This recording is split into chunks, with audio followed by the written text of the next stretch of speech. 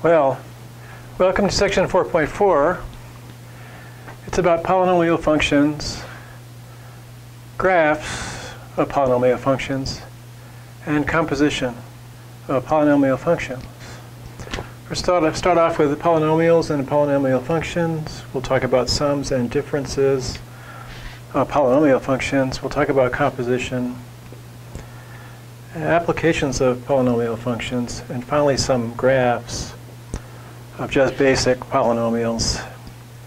And that's where we are in this section. So we'll start off with what a polynomial function is. A polynomial function is, a polynomial function of degree n is a function whose rule is a polynomial.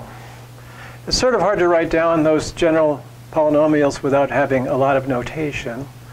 So we have here an, the leading coefficient. And so we have to say that an minus 1, and so on, down to a1 and a0 are real numbers.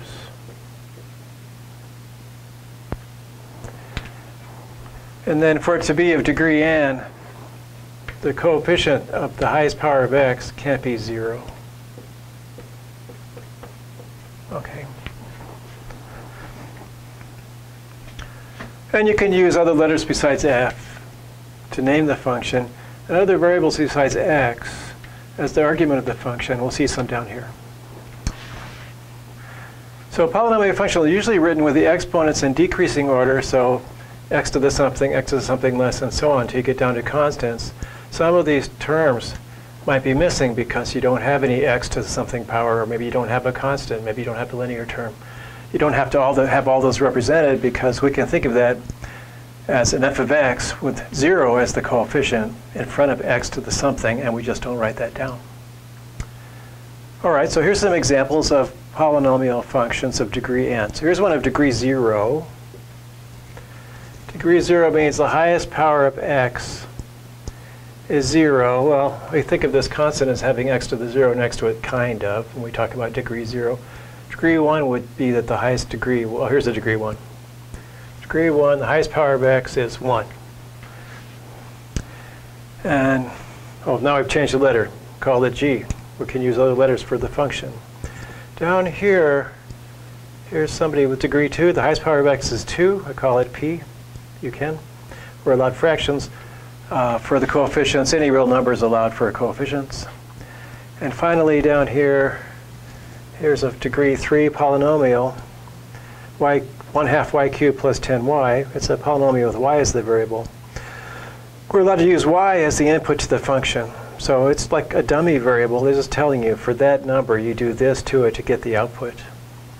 So I could have written this function the same way by saying f of x, or sorry, f of y is minus 3.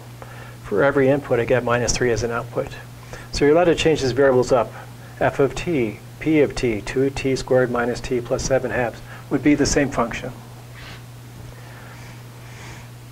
So that's kind of useful. Why even bother? Why don't you just write polynomials down every time? Well, that's because we may want these things here to represent ideas of how you might compute something without having to write the formula down, just a general thing, or just to replace the formula because it takes up less space.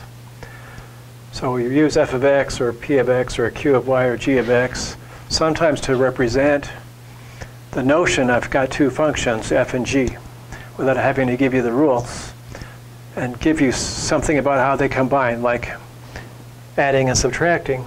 Without having to tell you the rules up front, you can figure out how they work for whatever rule happens to be there by seeing how it works for the general abstract thing that's f of x and g of x. So let's get moving on. Oh, as I said, sums and differences are coming up next. I'll see you in a minute.